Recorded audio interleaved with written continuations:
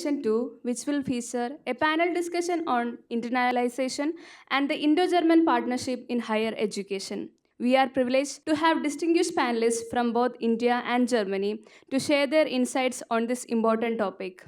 The session will be moderated by Professor V. Srivastava, and I am delighted to introduce our esteemed panelists, Dr. Rajiv Kumar from the Department of Science and Technology, DST, India, Vaibhav Agarwal, Deputy Director of the DFG India Office, Dr. Poonam Segal Suri from the Max Planck Society, Germany, Dr. Amisha Jain from the University of Köln, Germany, Professor Axel Bronstedt from the University of Potsdam, Germany.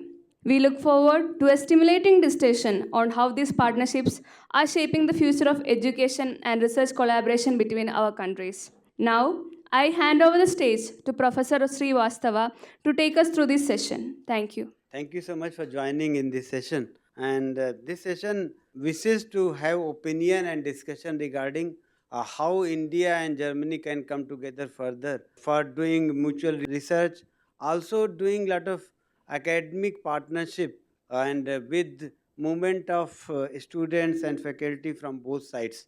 So this is the idea of this session, and certainly we'll be posing. We have framed some questions to our panelists and take their opinion. And also in the last we'll be having like open session for questions from audience as well as answers from. So it will be more discussion oriented. Beginning the session, now both Germany and India, they are aspiring to become like global market hubs and production hubs.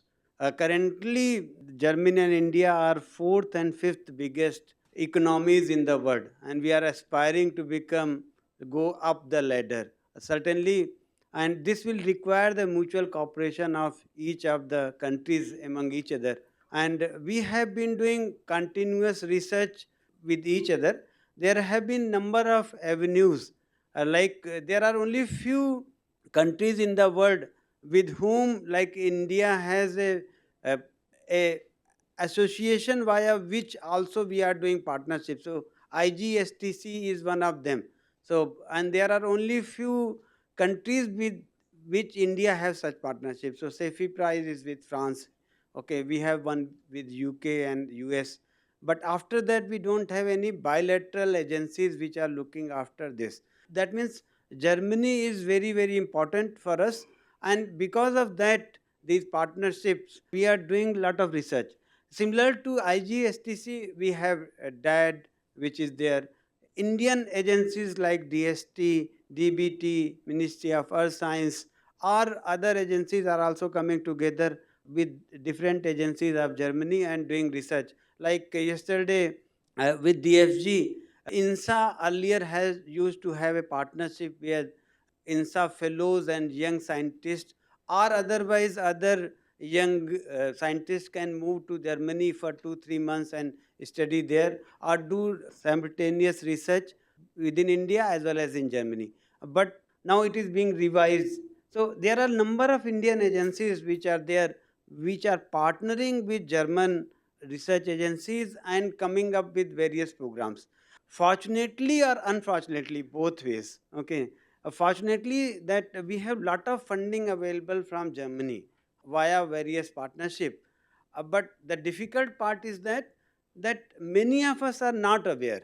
Okay, because it's very difficult to comprehend which agency from Germany is for which partnership, up to what level. And it is so we have so many partnership opportunities in Germany we are not aware of, and this becomes very important that we should like participate in the events like this and also go further and do the research by ourselves that which is suitable for us or otherwise.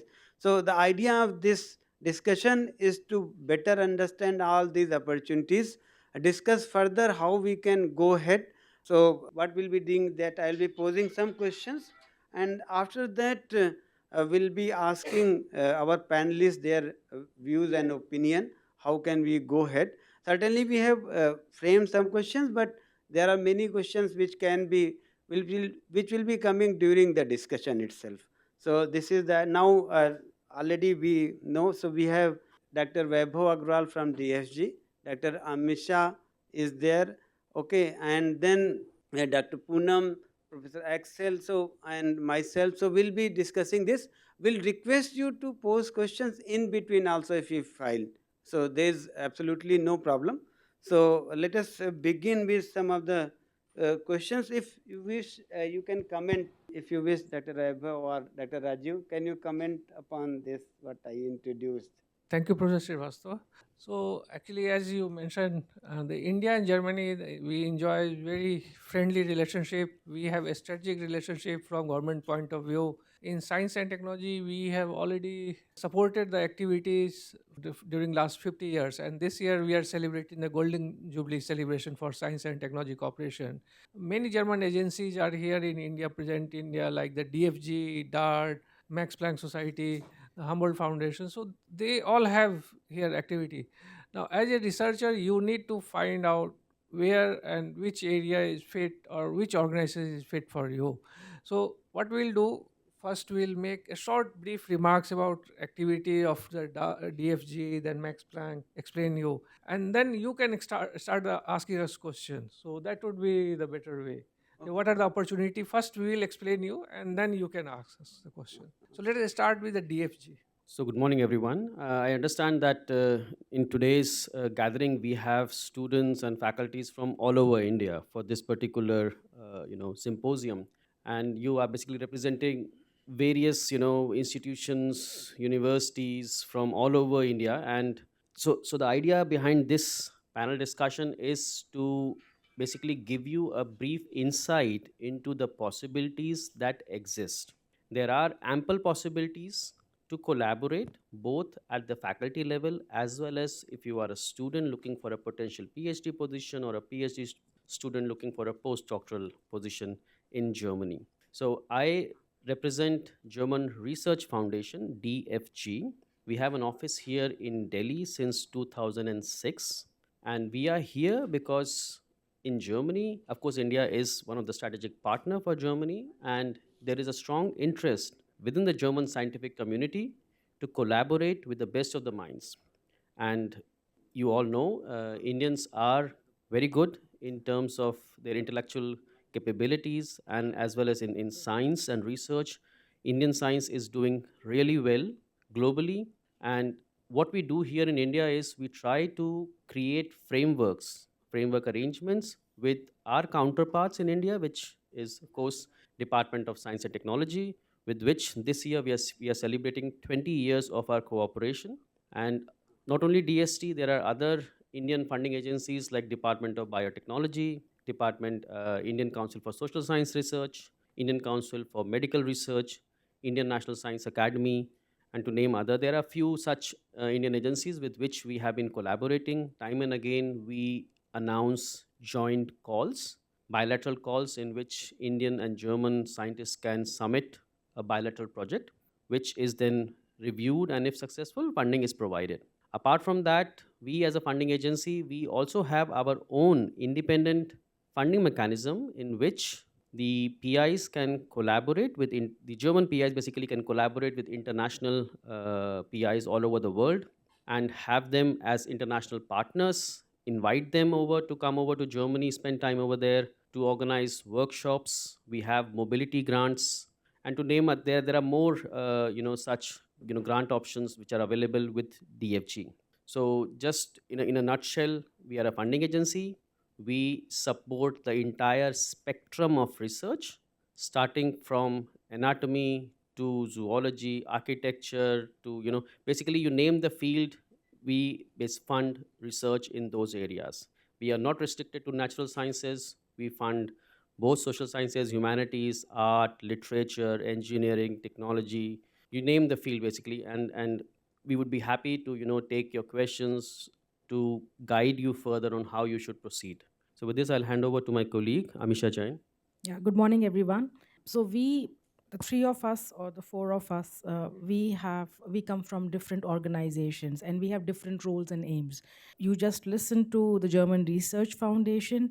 I represent the university. So, and then it might be important for you to also understand the different kinds of universities that exist in Germany. There are technical universities, which are separate, where the technical knowledge, more of the theoretical knowledge, and is being taught. Then there are University of Applied Sciences, where applied research is being done. And you have traditional universities where they offer pure sciences and other fields like management and law and medicine. So I represent a traditional university. We do offer a pure sciences, but of course there is a lot of interdisciplinary research and studies that are conducted. And we do work with University of Applied Sciences and technical universities that are also there on many projects together. And at the bachelor's level, most 99% of the programs are offered in German medium of instruction, and this is something probably not relevant to you, but just for your information, the same goes for masters. And there could be few integrated master's program which can lead you to a PhD. They would be offered in English, but a lot of master programs are also offered in German medium of instruction. That depends upon university to university. I'm talking about University of Cologne. However, the PhD, the research, the postdoc, everything can be done in English. So that's another way or another thing that you could avail the facility of. And to come to do PhD, there are two ways that you can do PhD.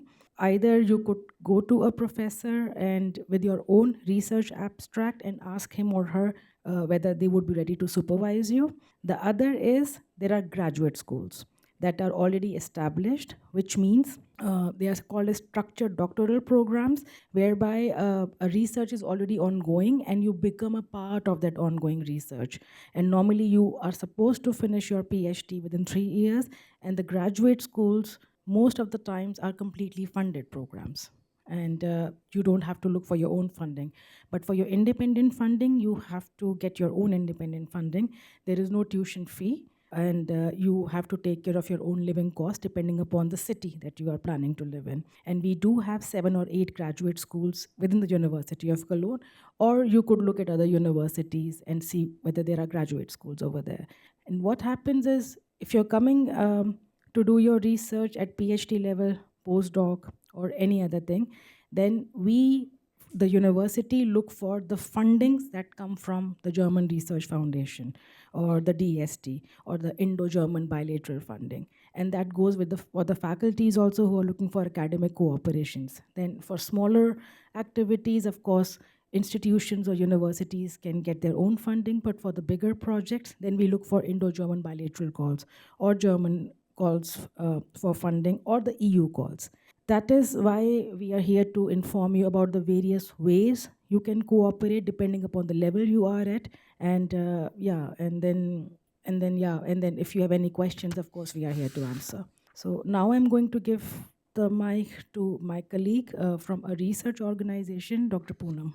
Thank you, Misha. A very good morning to all of you. Max Planck Society is a scientific organization. We believe in Harnick principle, which means people, not programs, and scientific autonomy, which means scientists, they decide upon their own science. So at Max Planck Society, we believe research knows no boundaries. So internationality is a central characteristics of research that takes place at Max Planck institutes. It also allows us to attract top scientists from all around the world. So nearly 40% of our directors, they are not from Germany. And we also try to attract top junior scientists and researchers at our labs. So we advertise a lot of postdoctoral positions as well as positions for research group leaders, which are regularly updated on our portal.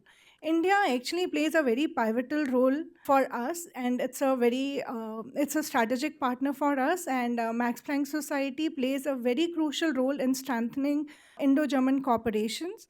So we had 2 Max Planck centers in India, and then we have funded about 85 Max Planck partner group programs. So we all have heard about the term brain drain, whereas we believe in brain circulation, which means that we give an incentive to Indian researchers who did PhD or postdoc with us, that when they come back to their home country, we give them a funding of about 100,000 euros so that they can set up their own lab, or as well as they can continue their collaborations with the Max Planck Institutes. So We also have other mechanisms, like, if you're pursuing your master's program here and you're looking for a PhD in Germany, then we have structured PhD program, IMPRS, International Max Planck Research Schools, where the positions are completely funded and the deadline is usually like November or April. So there are few institutes which have two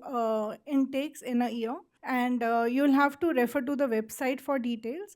But these are few mechanisms which we exercise for promoting international cooperations at Max Planck Institute. And as I mentioned, that we believe in research, that research needs no boundaries. So when you come to a Max Planck Institute, actually you don't really require knowledge of German language to work at the lab or at a research institute. However, we still encourage you to learn German so that it makes your day-to-day life in Germany easy. So, in case you have any questions related to it now or maybe later, I would also be happy to take them up. Yeah, thank you. So you have heard about the DFG Max Planck University ecosystem. Apart from this, we have presence of DART also.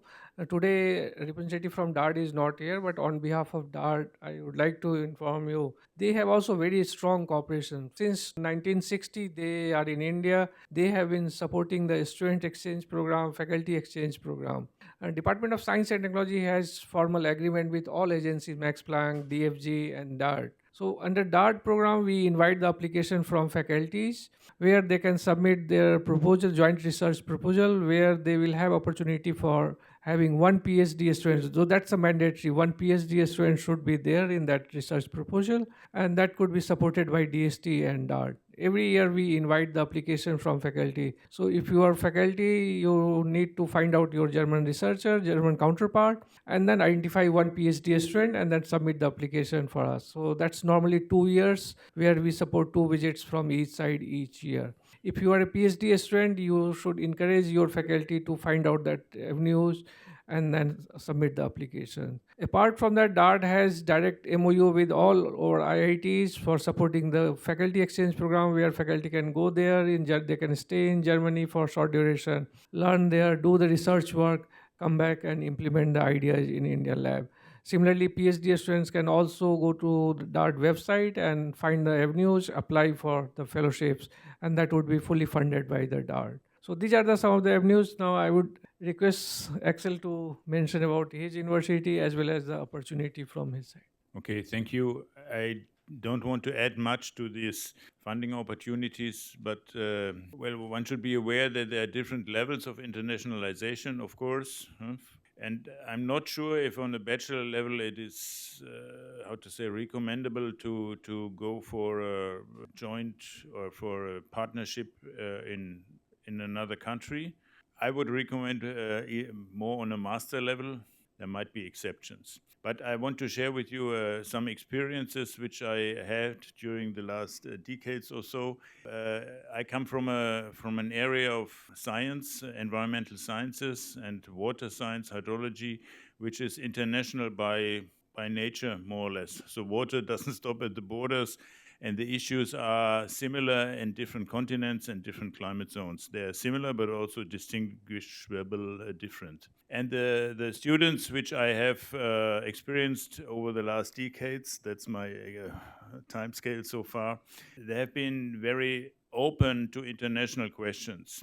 And by themselves, they not all, but I would say more than 50% of them, they are interested in what we call now internationalization. That means going out for some time to another country and to experience the country also in education, not just for fun. But it's important to know it is also fun. But I don't have to convince you. And there we have a group of Germans which go out and so that's one point. I think it's really recommendable, but it will slow down a little bit the pace of your career. But it is fun, that's the main point, and you will learn other people, you will learn other cultures. So that's I think very good. And this, at least when I was the age of the student age, in these days it was almost completely not organized. So if I had to do everything by my own, I had to think I wanted to go to Switzerland, which was not so far from Germany, but also to another country. and it was, I had to ask my parents for some funding, and they agreed. But not only them, I also got some funding. But it was quite difficult and, or let's say, unorganized. And still today, I think would say 50% is unorganized. So if there are, well, if you have some options to do it by your own, try it. That's my first recommendation. Second is, it can be better than, or it can. There's also, of course, some sense if it's organized. There's also, by the way, an advantage of disorganized way, because you experience more by yourself. But not in Germany, in Europe, there was or it still is, sorry, and there's an ongoing program, Erasmus. Probably most of you have heard. And I think this was after my time when I was a student. Otherwise, I definitely would have applied. This is a very good program. I think it was one of the major progresses in European research support for young people and science support, but also in kind of making people of different countries understand each other. Very simple, democratic, peace-oriented program. This is still existing and has been grown up, and since a few years, not so long, there's an additional one, which is called now Erasmus Plus. And this is open for all students of the globe going to Europe. So it's also open for Indian students, and I would really recommend, if you are interested, and it's not only Germany, of course, there's more than Germany in Europe, more than Germany in Europe. And I think there are many opportunities for that. Okay, that's about organization. And the second point is same as important as that it's really important to know where to go, not just random. I mean, of course, it doesn't work randomly. You cannot go to Germany and then to knock on the doors of 10 different people. And so it must be organized. It must be clear before what you want to do, with what group and where. And this takes time. This takes at least 1 year, I think. So 1 year in advance, it needs to be prepared. That all is on the student level, mainly master and also PhD. And on a postdoc level, it's more on projects and it's, let's say, a more senior, I don't want to say more advanced, a more senior way of research cooperation, more professional one. This is very important. This also works, like in this project, which is this co-prepare project is a mixed project of both venues. And this is very important, but that definitely needs more funding. It needs salaries for the people who work there. And this is also a political issue. And I think Germany and India, they are currently on a good way together. And I heard that our chancellor and also our Minister for Science and Research, it's a lady, exact title. They will come here in 2 weeks or so to Delhi, not to Roki, unfortunately. And I hope there's something on the way which will support these options for, let's call it, professional long-term research. Thanks. Thank you so much, all colleagues. And now I'll be requesting answers to some of the questions that we have prepared. So as a student researcher or as a early career faculty, we are always looking forward for funding. But here in the institute, in all the institutes, there are a few people who have to like collect those information, also disseminate to the faculty colleagues, the students. But most often or not, despite all the efforts, we are missing many of the calls or otherwise.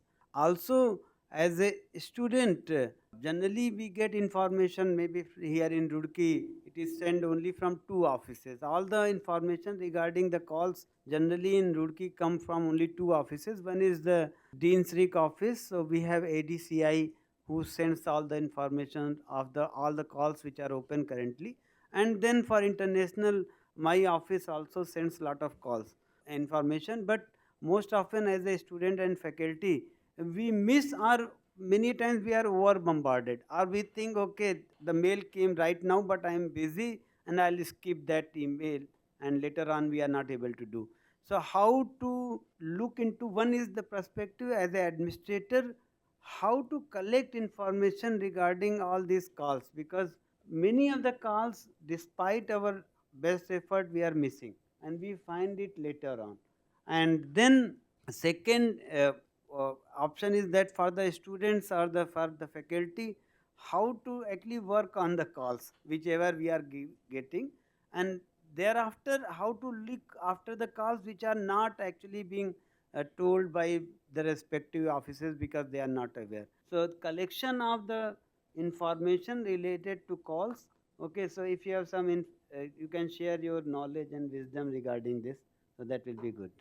Actually, every funding agency, they have the website. So normally they use that website, they publish their call. And then secondly, the social media also, now we have been like the DST, DVT and other ministries, we have been using the social media. Whenever we launch the call, we put on Twitter also. So here the Dean International Cooperation Office or the SRIC office has to play the role, because regularly you have to put one person who can watch this all funding agencies and then put the link of that funding agency on your Dean SRIC website. So that's the one aspect. Secondly, the students, those who are looking for the opportunity, first thing you need to find out what are the avenues you wanted to utilize. So like the for fellowship, we have one recently launched one fellowship portal. So that is a unique portal for all discipline, and then through that you can find out the portal. The second is the ANRF. Earlier it was the SCRB, Science and Engineering Research Board, and then now that is the ANRF. So that would be fully operational in few months. So you can also look for that website. So earlier we were using this newspaper advertisement whenever we launched, but now these days we discontinue that practice because now social media plays a very important role. So you need to just keep watching whenever the call are coming. Some of the calls are annual call defined like the DST DART call. Every year annually we publish in the June. And apart from this, you have to go through the website of the German agency, those who are in India, like the DFG website. So if you can spend, like your Dean SRIC office can spend about half an hour,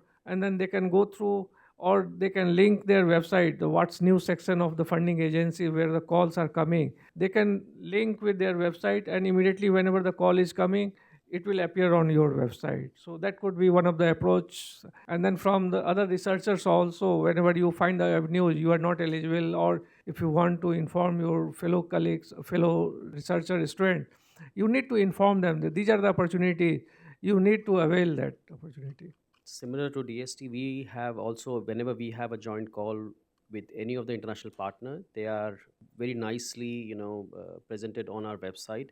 And the community within Germany, they very well know where to look for. So they always keep a tab and always, look for those openings which are being, presented on our website. Apart from that, mostly in Germany, almost all the universities and all the institutions, they have a dedicated international office. And within the international office, they also have dedicated grant advisors, which keep a watch on all the potential openings that are coming up, and then they inform internally. I understand, as per the national education policy, this has been now mandated for the Indian universities and Indian institutions to also have international offices.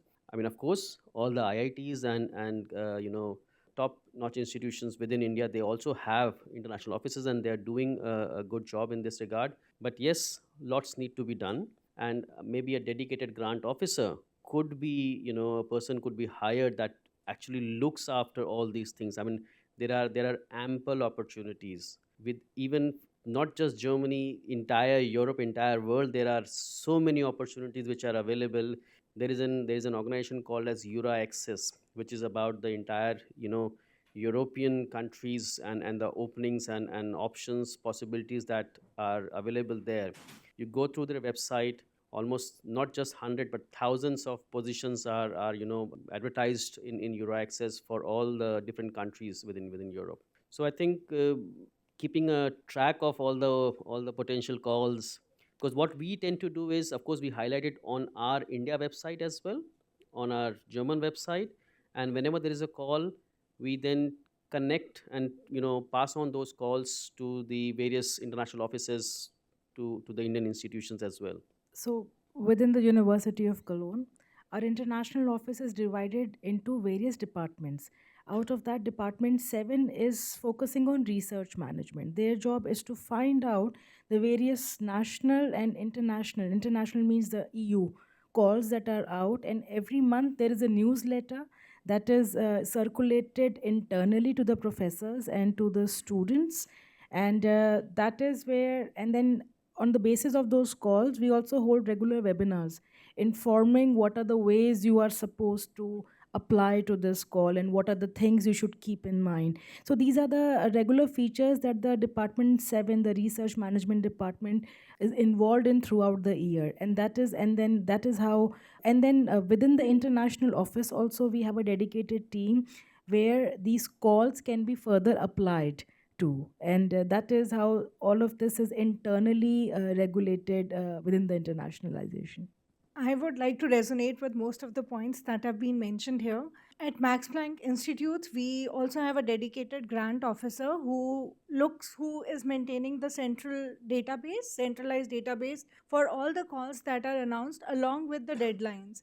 And then the constant reminders are being sent before, like, so 1 month before the deadline and so on, so that people, they can still keep a tap on it. And then usually it is also a responsibility of a grant manager to ensure that, if somebody has shown interest in submitting a call and is somehow lagging behind, then he or she, they also support him in the final submission of these of the call documents. Then at the same time, most of the organizations, when they announce a call, they also organize workshops and webinars to give more information about these calls. So then it is also the responsibility of the grant officer to inform about these webinars, so that the complete concrete information about this particular call and eligibility requirements and the criteria and so on, so that can be communicated clearly and can be understood by the researcher, that what are the prerequisites of the call. So these are the few points which have been very helpful to us, and probably they can be implemented because they are not, I mean, it's nothing out of the box, but it is something which is already there in practice and can easily be implemented. So, thank you so much for all the inputs. We are also trying to do in a similar manner. Just to add on, we are also using the web scraping method also. Okay, to like we have kept some of the websites on our this, and any changes on the website we go and check. Okay, so that means there is something announced on that. So we try to use that system also so as to get the data. Okay, so there is some call, that means if the changes have happened, that means there is some call which has been announced or something. So we try to send all these calls related things to the institute, but there are many times that the new website has been launched and we haven't put that. Okay, so this is also the possibility, but very well said. And there are many. Now for the student side, I have some suggestions. Or faculty, what I use, certainly you can develop your own things. So what I have done is that I have kept some filters in my system in the web. Okay, so any mail which is coming from ADCI gets filtered into some folder. Okay, similarly any mail coming from Dean IR office also gets filtered and goes into a folder. So I will not just skip it as such, so I will open it someday. Okay, and then have a look at that, and then I'll thoroughly check it, and then go to the website and check, okay, whether I'm eligible for that, whether I can request my students to apply on the same. So I'll do that, and this way I can, and many times I will send it to the whole department or some other colleagues in other departments also to apply for the same. So as a Vimal Chansri also, not as a dean, I am suggesting that as a student, as a faculty, we can have filters specifically for the emails which are of high interest to us. Okay, and then we can apply on the same. There are a lot of opportunities, but we sometimes miss because of our busyness or otherwise. Now coming to the second question, we have we have a lot of calls for short term travel or otherwise. So how, like, students which are in joint PhD program, or they wish to enroll in joint PhD program, or they want to go for 1 year or 2 year. So what are the opportunities with respect to these for the students or the faculty? We are aware of some of the calls like at DAAD, as mentioned by Dr. Rajiv, that IIT Roorkee along with other IITs have MOUs. So every year 3 faculty can be nominated for going to Germany. Similarly, there is open call which is available from DART. So what are the other opportunities, if you can shed some light on that?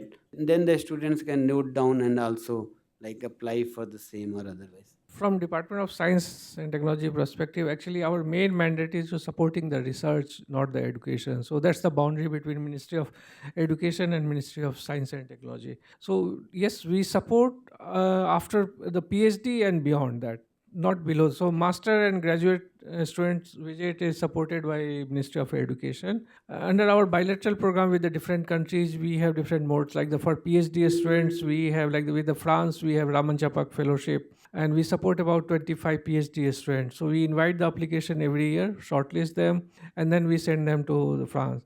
Similarly, we expect the foreign researchers also to come here and stay here in India and study in work in Indian laboratory.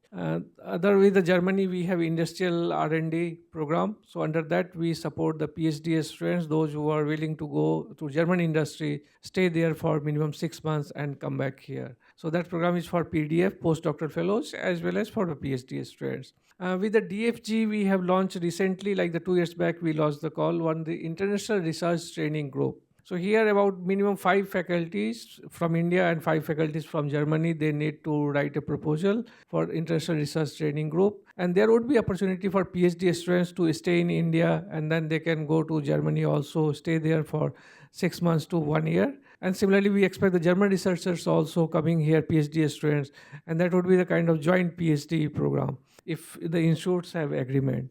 So there are lots of opportunity with different countries. You need to find out the ways and what are your interests, what are the destination you want to pursue. Many of them would like to go to the US, even they will self-finance and go there. Germany is I think the second or third largest country where the Indian students go there because proximity, like there are only 7 hours flight, 7, 8 hours flight is there. Language is also no barrier. English, all technical universities in Germany, they have a started course. Even they are migrating for the graduate course also, they are doing in the German, the masters and then PhD students. Very good infrastructure they have. You can have the work there and then come back to India and contribute to the Indian side. So all funding agencies like the Department of Biotechnology, they have also different schemes for supporting the PhD or postdoc going abroad and coming back to India. So we have different schemes, but you need to find out where you are best fit and then tap that opportunity. Yeah, I think the question was mainly on this short-term funding options, and most of it, I think, has been said. And I think, and of course, I'm happy that I think the options for funding do increase since especially for India, German corporations since the last maybe 10 or 20 years, there's a steady growing trend, I think. However, and this refers to all level of international corporations, from the master's, maybe even bachelor levels, to PhD, up to this more project-oriented professional research.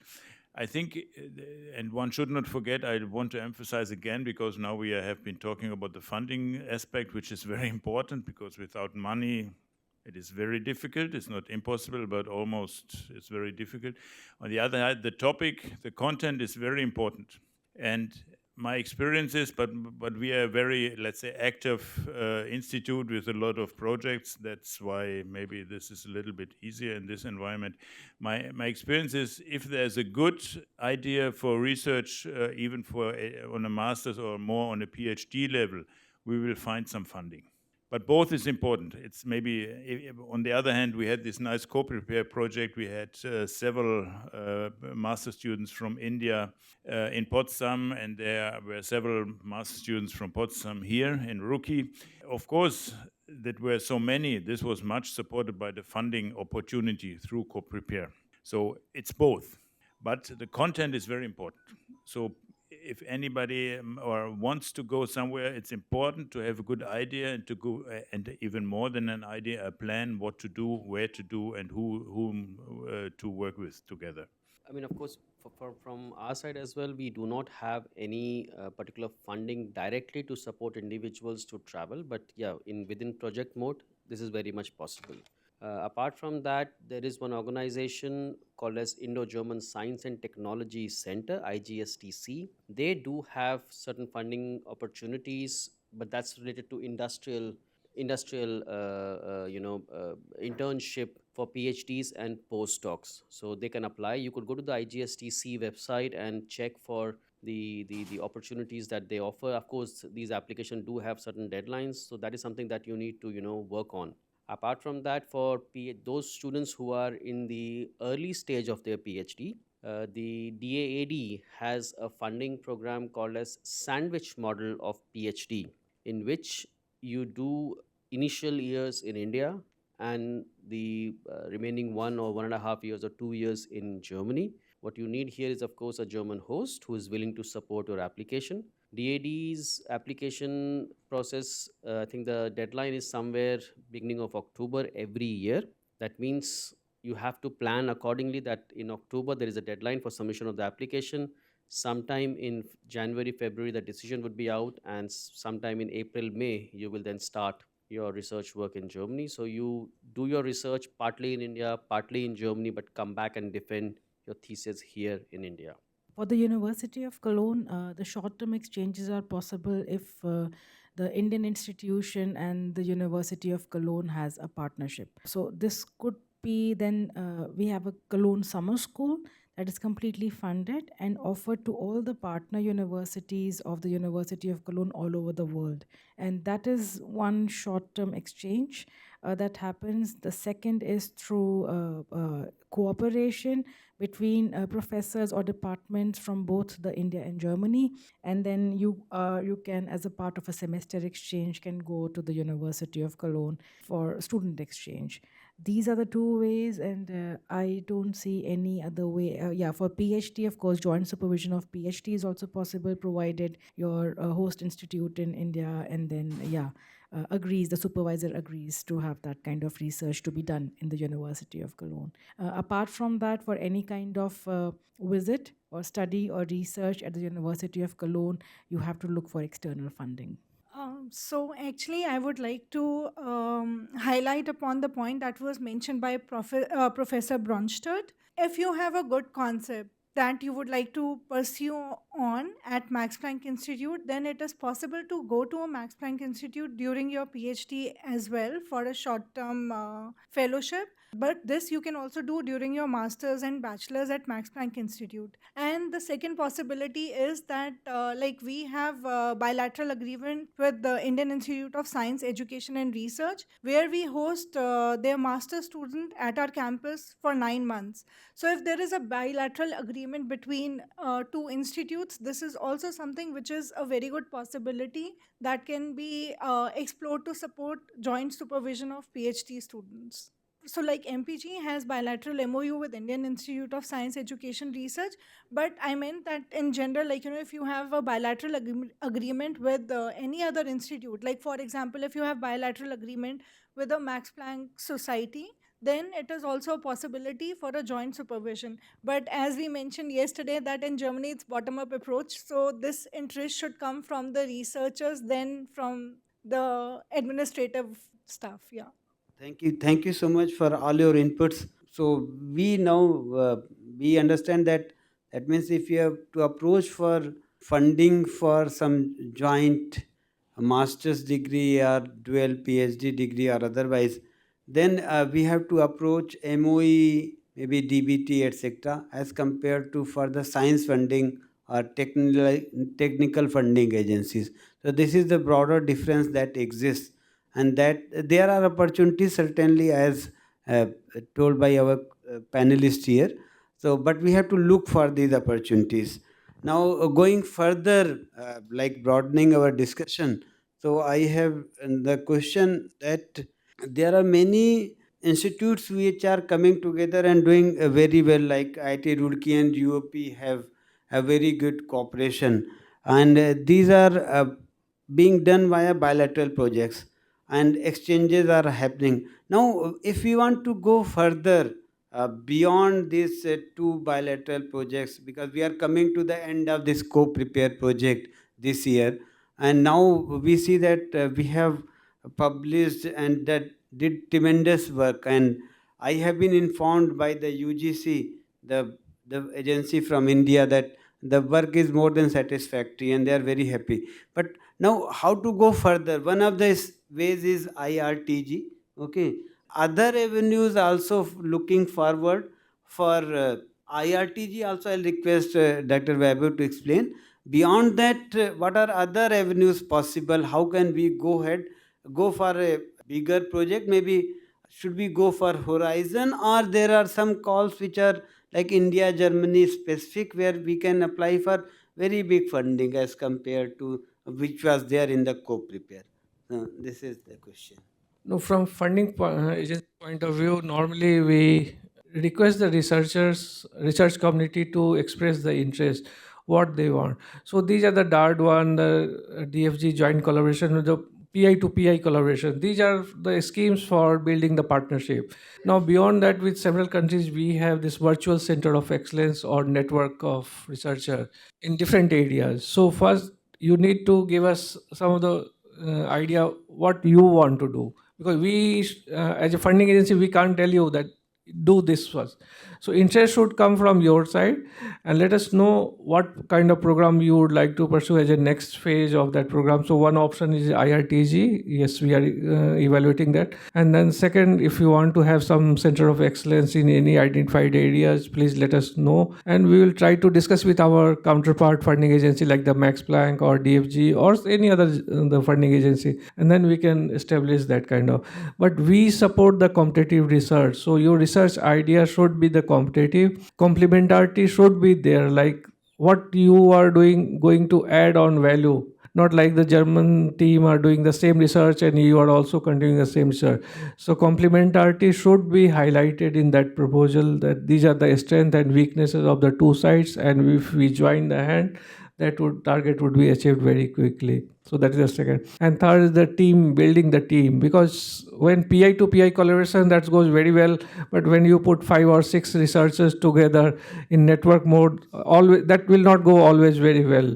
So the team building is one of the another important aspects of submitting the network of research collaboration kind of proposal. So with the highlighting these four aspects, let us give us the concept paper. We'll evaluate jointly with the counterpart, and then we'll formulate the scheme. Same holds true for us as well, that we are bottoms up organization, which means the community basically comes and tells us what they want to do, and we would be happy to take it further. In case if you have any project idea, then you together with your German counterpart can approach us as well, and you'd be happy to take it further with the Indian partner agencies. Of course, the International Research Training Group, which is coordinated program involving multiple PIs running for the period of 9 years, has been designed specifically for PhD students to generate doctoral students over the period of 9 years. Research is, of course, the main component, but the thrust of an IRTG is education towards generation of PhDs. Similar to IRTG, there are another programs that DFG has. One of them is called as Research Unit, more or less on the same platform. It's a multiple PI oriented projects in which 5 to 9 PIs on each side will come together and do research under an overarching topic. That is also very much possible, but as Dr. Kumar has also mentioned, the community has to come to us with an idea, with a concept note, and depending upon the domain, we would be happy to take it further with the concerned authorities and see what best can be done in supporting that idea. Yes, I would like to add something, which, because you asked how could one have even bigger ideas or something, or go towards a continuization of large successful research avenues of the past. And I think the two gentlemen here from DST and DFG, they have explained the ways which exist for such large projects. However, this is a political question, and the political question is, I think it's 3 or 4 years ago, when there was this first DST, this has a Wackelkontakt, DST and DFG for joint Indo-German RTGs, for the ones who do not know, International Research and Training Groups.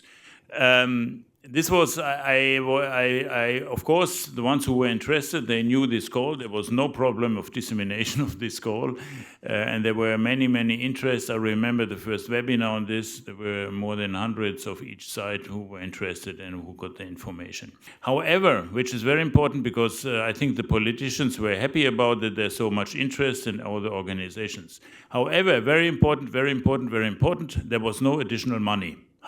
So what is the effect? In this regard, we or all the applicants had to compete in the same budget as in Germany, at least. I'm not sure in India. I'm sorry, I'm talking for the German conditions. I don't really complain, because money is always short, and this is on a political level, but we researchers, we have to live with that. And so if I would try to answer this question, how to go for longer term corporations, if I would have the chance to speak to our minister, and if German-Indian cooperation is so important nowadays in these difficult times of international politics and cooperation, and if it so has a good, I think, basis, and I'm sure it has, much better than two other large countries, there must be also political support based on more funding. Yeah, that's, I mean, I cannot tell you to anybody, but if you talk to somebody, I think there's a meeting with the German chancellor even soon, or the Minister for Education and Research. If they want more cooperation with Germany, more long-lasting, with big research avenues, there must be more. Thank you so much, Axel. So there was a related question, but I think some of the aspects has already been covered. So the question was still, that if there is a formal way for academic institutions like any of the IITs and German institutions to propose or suggest the funding organization from India and Germany regarding some specific research area or themes which are not being, like there are no calls coming, but there are group of organizations coming together and they want to propose that this area is very important and we require some calls for this. So how to go ahead with that? The way DFG functions is I mean, bottoms up. You have already heard about. It's very democratic. So how the system works with DFG is that DFG is basically run by the scientist for the scientist. We have about 48 different review boards in which the scientists are elected, and they are sent by the fellow scientists on the basis of pan Germany elections which are held, and these scientists are part of this review board. And for every subject, these review board basically meet thrice or four times a year to evaluate the proposals that have been received during the past 3 or 4 months. So we actually do not have any deadline. The concept of deadline is not there with DFG. So proposals can be submitted throughout the year. So one of the main function of these review boards, apart from reviewing, is also to convey to DFG that what is being put, which area, which domain is of interest to the community. So these are the scientists who are in the field. They get the information and convey it to DFG, saying that, okay, this particular domain, say in hydrology or quantum physics or any XYZ field, that there is a strong interest coming in, that we have heard from the community that we should collaborate with, say, India for that matter. Then this decision is conveyed from the various departments which they collect from the review board to the international office of the DFG, and the international office then further convey it to the concerned individual if there are offices in that country, or the person within DFG who is responsible for that country. Once we get this information, then we take it further and discuss with our counterparts, whichever domain specific counterparts. Like in this case, for India, if it's in the domain of natural sciences, mainly it's Department of Science and Technology. If it is in the field of life sciences, we go to the Department of Biotechnology. If it's clinical sciences, we go to ICMR, and social sciences, we go to another Indian funding agency. Then we try to create a framework. We discuss with them. It is not necessary that a domain which is being suggested by the DFG review board may be of interest to the Indian side. There might be other options which the Indian side would like to work on jointly with Germany. In that case, we are more than happy to collect those ideas and take it further to our respective review board and tell them that there is an interest shown by the Indian side to collaborate between India and Germany in this particular field. And then there is a deliberation that happens within the review board. They take it further to the community and come back with their response. And that's how the process basically starts. So when we say that the community should come to us, and we would be more than happy to take it further and try to, bring certain, conclusion to that. And with regard to the funding, we all understand, we all know that the funds are always limited. And as far as DFG is concerned, we do not have any separate pot or any separate kitty for any particular country. So all the application which we receive, be it domestic or be it international, they always compete together. So we understand that these are issues, but somehow that's how we work, and it has been working like that and doing quite well. So that's how it is. I mean, what else to say in this? Just I will add to Vaibhav, like we are celebrating this 50 years, and as part of that celebration, we are evaluating what we did during last 50 years and what we can do during next few years or several years. India is working on this different missions like green hydrogen, quantum missions. During this heads of countries meeting and then ministers meeting, we are discussing on the potential areas where common potential areas where the two countries can invest. And I'm glad that this climate change, natural hazard mitigation is one of the priority areas where the both countries are looking to invest there. We are trying to find the ways which way we should go, supporting the basic science as well as supporting the human resource capability development and third industrial research. So all three aspects we are discussing with the German counterpart agencies, and we are going to have about at least 5 to 6 areas which we would be supporting in next 5 to 7 years, like the quantum, green hydrogen, climate change, natural disaster risk mitigation, advanced materials for storage. So these are the all hot topic. And of course, the artificial intelligence, semiconductor are some of the areas where the both governments have in principle agreed to invest. So I think I also mentioned during my introduction that Max Planck Institutes, they believe in scientific autonomy. So basically, we try to collect feedback from our alumni. So we have this partner group program, and then we conduct biennial meetings in India where we ask them what could be a future topic for research.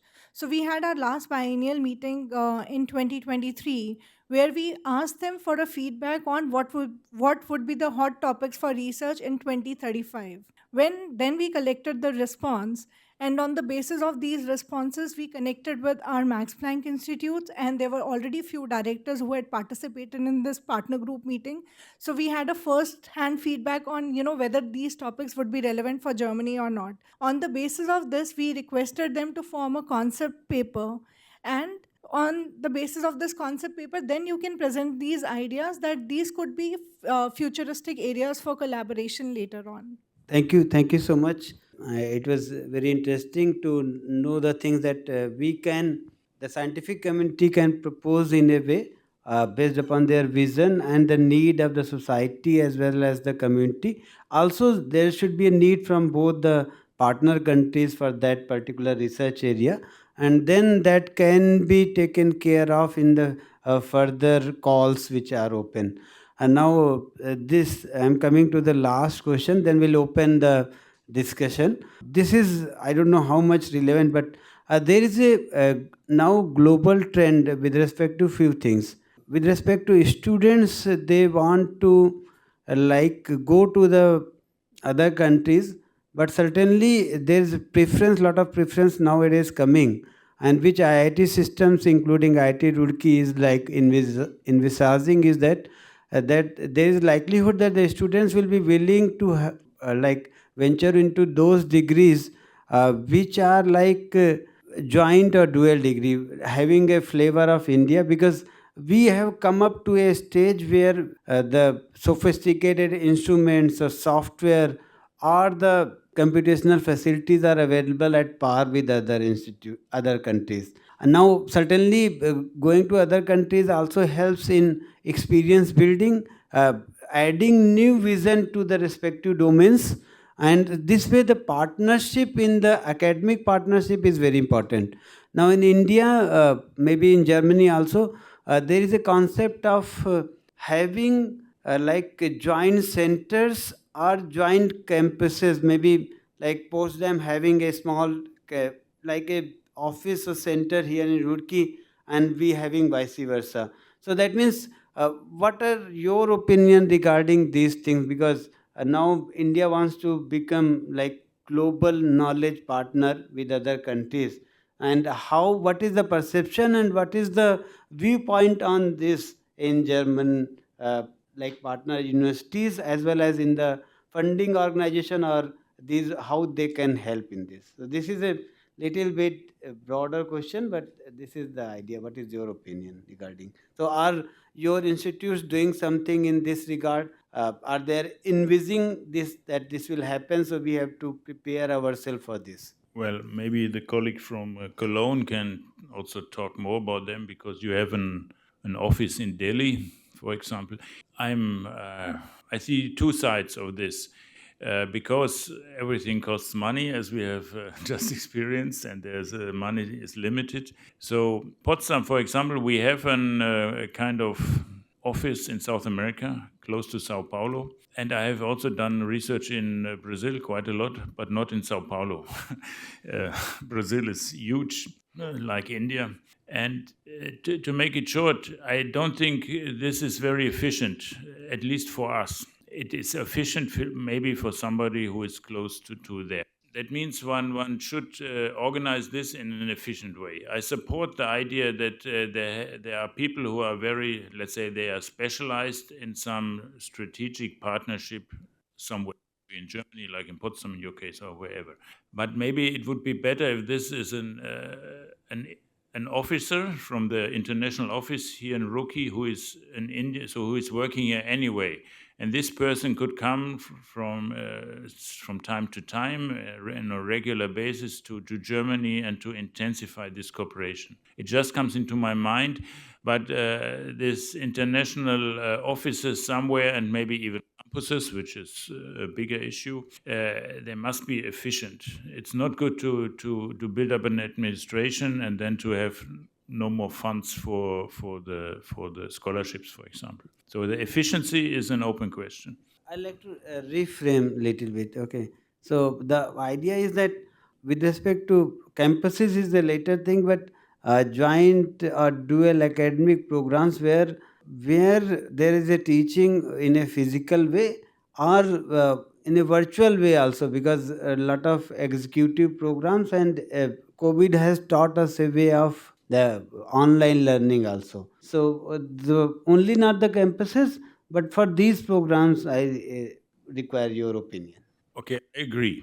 If we have such things, this joint, be it on a remote way via online meetings or even a physical teaching and education and research, there must be also an administration. There must be staff and funding for this.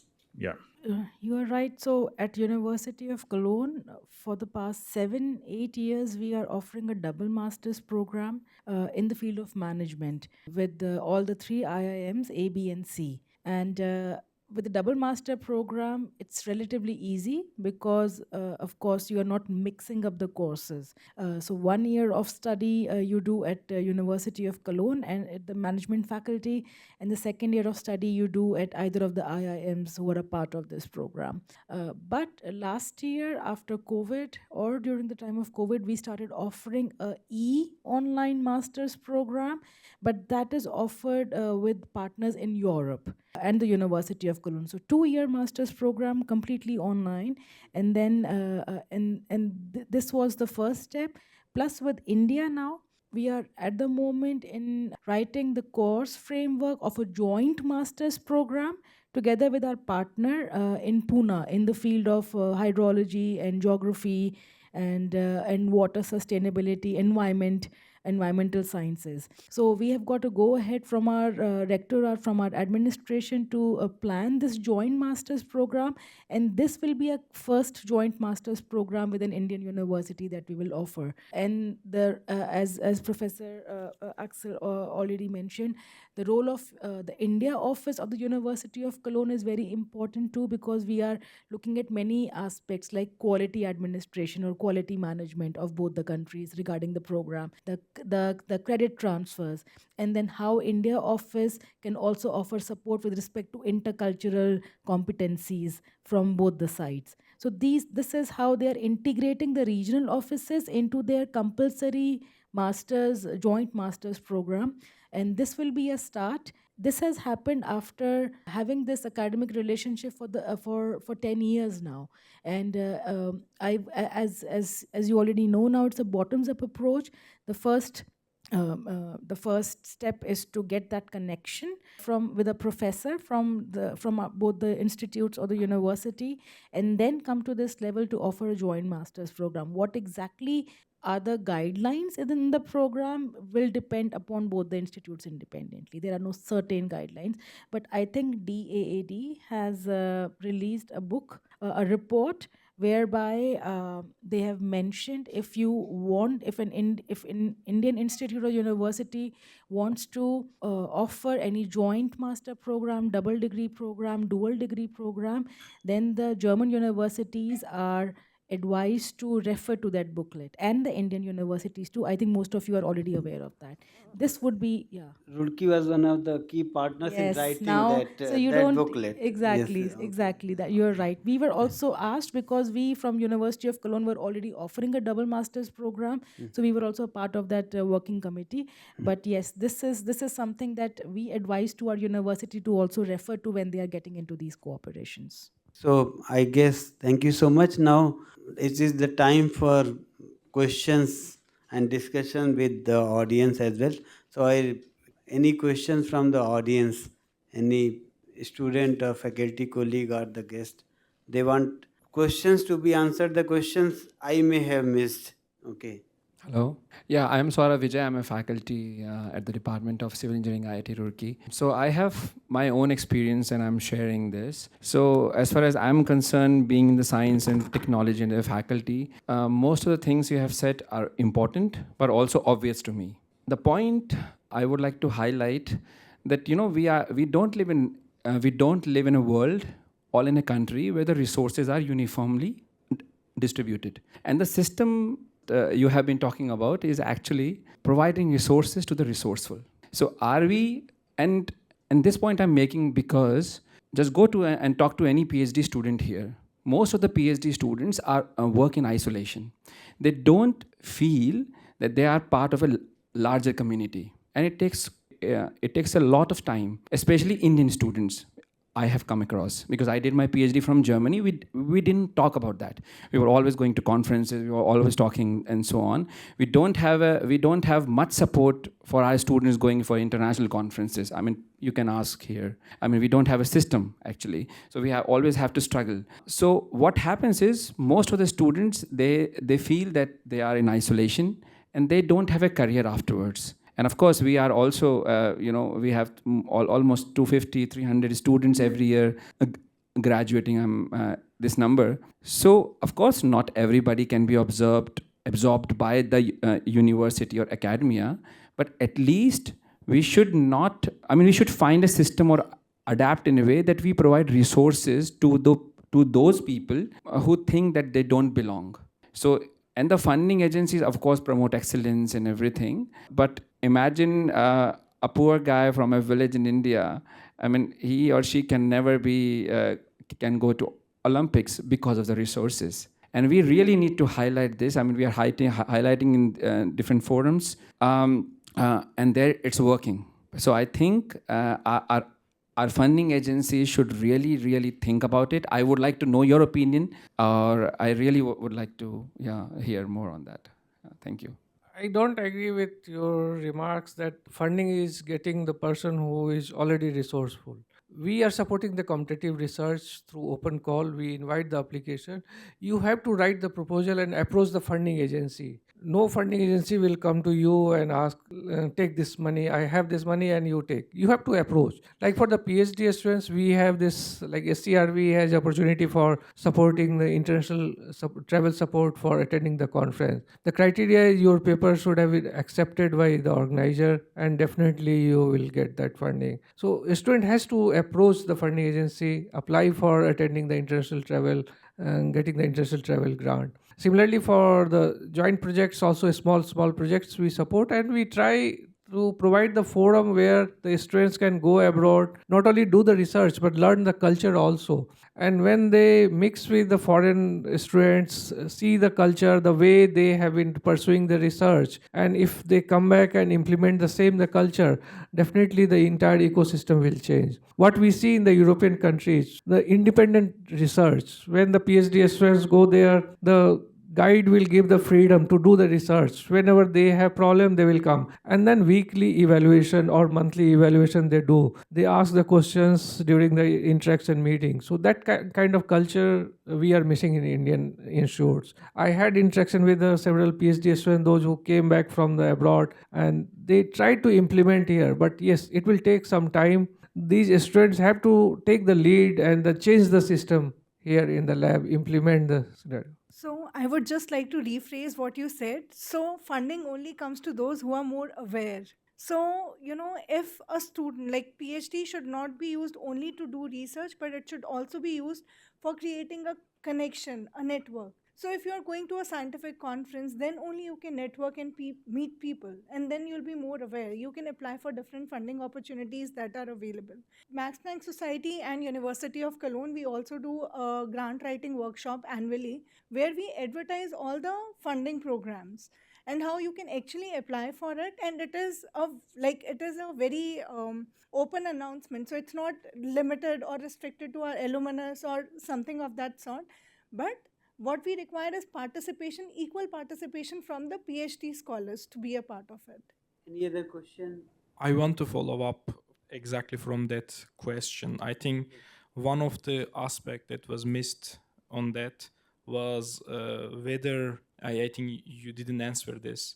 So here we need to also consider the background of the applicant, right? So let's say, hypothetically speaking, a master student coming from a poor environment without limited resources and limited training on writing a proposal. And then another student comes from, let's say, Axel, who writes proposals every second month. His student already knows how to write a proposal. How you, in your organizations, evaluate these two people equally? Because obviously Axel's students is the winner from the beginning. When we consider the application of students, like I told you, master students, we don't consider because our mandate is support the PhD and above. For attending the conference, yes, if you have written the paper, accepted, then master student can also be supported through the international research, support, travel support. So for PhD students, when we receive the application, we see what is the background. Of course, we see application coming from IISc Bangalore and then coming from NIT or the third generation institutes. We don't treat them equally. We always give them some grace marks to the institutes where less endowed institutes. Also, we see if that student has already participated or availed that opportunity, like some of the exposure visits, if that he or she has already attended, we always try to discourage. So at the elimination round, we give the preference to the students who has not attended or availed the opportunity. So that kind of preference always we give during the application. But the problem is we are getting very less number of applications from less endowed institutes. We are not getting, like from IIT Roorkee, we under Indo-German Industrial R&D this support, at least 2 or 3 applications out of 60, 3 are from IIT Roorkee. Even for women scientists also, out of 30, one is from IIT Roorkee. So, and then mix of students, we can't support only the less endowed, so we have to match and balance the gender as well as the institutes. So approximately 30% applications are from the less endowed institutes. Unfortunately, not all our proposals are accepted. Just and one important thing, of course, the poor guy from a poor village doesn't write a proposal which will be accepted, but no master students write a proposal for a big research project. This is in an environment of an institute. And an institute, or I mean, an institute, here we are an institute, let's say a research group. If there are PhD students where the professors doesn't accept that the PhD student goes to a conference, I would recommend the PhD student to look for another professor. Really, I mean, at least once or twice during the 3 or 4 or 5 years of a PhD, you should go to an international conference. Should be able. Okay, about, I mean, what you asked, or what you stated about the question of wealth and then education, I'm completely convinced that it's very important, and this is the biggest challenge for a country, even for Germany, but especially for India. But it's on the school level, on the high school level. Just for, I have very good experience. We have a guy now who will become a PhD student from India, and not in my group, in the neighboring group. He's still in our group. He will go as a PhD student next year. He's from a poor family, from a poor village in southern India, and he's excellent. And he was in Germany for his master's even, and he got them. You must show that you have money, otherwise you don't get visa. And his father was going around in his village and putting together money for a loan. So it's really, when I heard that, I was really impressed. Of course, this guy, I mean, is an exception, but there are options. I don't want to discourage poor people. I mean, there are very bright people in the poor level, and they deserve that they are supported. And this guy was supported by his family, for example, but mainly he's doing his own. He's doing very well. And by the way, the best German football players nowadays come from poor families. Yeah, it's a way to thought. Also, rich children from rich families have their disadvantages. They have a lot of money, and sometimes too much money is a disadvantage. Thank you so much. One perspective I'd like to add here, both Saurabh questions and gentleman question. As a professor, as a supervisor, this is our role also comes into picture. So we have a group, like I always don't select. So it's a natural way how the students are coming. So I also feel better when I am supervising or encouraging students from similar backgrounds if they can come up. So, and this is our group. Certainly, we should make an environment that everybody should come up. We should encourage our students to work. And I have written many papers that not a single paper I have written for any student. Okay, so they have to give the first draft. I will encourage them every day to give the first draft. I will correct, maybe for some students I will require correction only 2 3 times. For other students I will require correction 30 times. But they have to do it. I will not do it. I will make, observe, and then tell them. But I have seen students who have come up very well. So after first paper, that 30 correction, 30 draft correction guy got into the 3 draft correction mode. Okay, and that happens, and if by the time fourth paper he can communicate by himself. So that we have to understand and let the colleagues of that students understand that why we are supporting, and they're coming up. But certainly there are a lot of challenges, Dr. Rajiv, because we are also part of the many of the committees for selection of these proposals, but it is very difficult to do that at those places at this level. But at the institute level, certainly we can do that, and we encourage that. Now, any other question? Because last two questions only, because we have 12, 15. Okay, please. Hello, sir. I am from Aizer, Bhopal. I have just completed my first year. So I am working in the field of geomorphology. So basically, last year in my first year, I got 2 international travel grants, but they were very less to support my travel to EGU in Vienna and to British Society of Geomorphology to Lobro in UK. And in Aizer, there is a policy, they give just sum of 1 lakh rupees only to fourth and fifth year student who are in the later part of their PhD. So I was not awarded any amount from my institute. And for Vienna, I didn't get support from DST because their proposal says that we need a number of publication. And my publication was under review. And I had a book chapter that was also under review. So if a early career student needs international travel grant support from DST, ACRB, or any such institute, so is there no mode of getting this if we don't have publication, or if publication is under reviewed? Because I missed two very big opportunities due to this travel grants, lack of travel grant support. We get huge number of publications, so somewhere we have to put the criteria. At least there should be a publication, and then only we can judge the student. So that's why that criteria has been kept, that at least one publication should be there in the referred journal, and then only you will get that travel support. So that the criteria, because otherwise how we can eliminate the application, because we have limited resources, we can't support 100%. But I'm sure that next opportunity will definitely come. You don't discourage with that first one has not been supported, so next I will not go. So since now your application has been supported, there are many international conference, and apply for that. And for young faculties also, I would request, like, we can't support like DST Dart call we had recently, we have limited number like the 20 applications, and this year we got about 170 applications. So out of 170 we have to support only 20, and then the remaining 160 would not be supported, 150. So don't discourage with that, because we have limited resources, the number of application day by day is increasing. You need to keep writing. If there are, the proposal has not been selected, you ask the funding agency for providing the comments, whatever the comments we have, that will share, and then next year you can apply for that. The other remarks for young faculty is like, first you need to establish yourself here in insured public, few independent publication, and then go for international researchers. So that criteria we put when we support the proposals for young researchers, for faculty. Like first they need to establish in their institute, establish the lab, and then go for international collaboration. For establishing the lab, we have a separate SCRB grant we had earlier. Now ANRF will be launching shortly the grant. So establish yourself and then try to find out, and keep the contact with your international researchers with whom you have already interacted in past.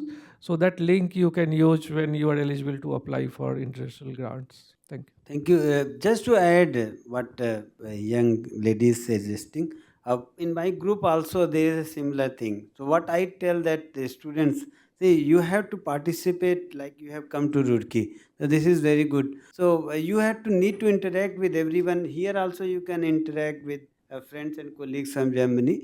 Also, never be hesitant of if you have some amount of money, keep saving for yourself. Okay, and use it, okay, for yourself.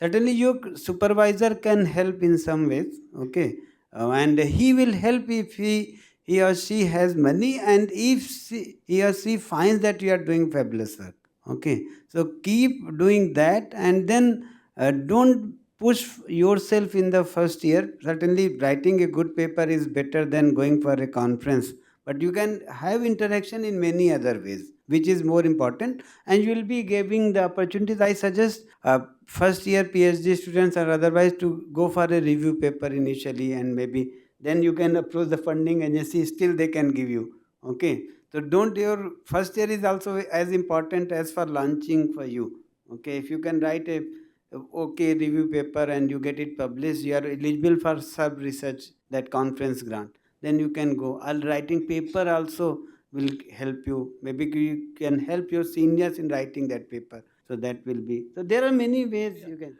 After getting the grant from SAR, you would be barred for another 3 years, so you will not be getting any grant. So when you are little matured, you can decide which conference is better for my future. So Yes. that way you would be in a position to decide it. So let us wait for publication and then apply for a better conference. Conferences in the later periods can be helpful in getting your potential postdoc supervisors or otherwise. The first year it won't help. So there are many ifs and buts.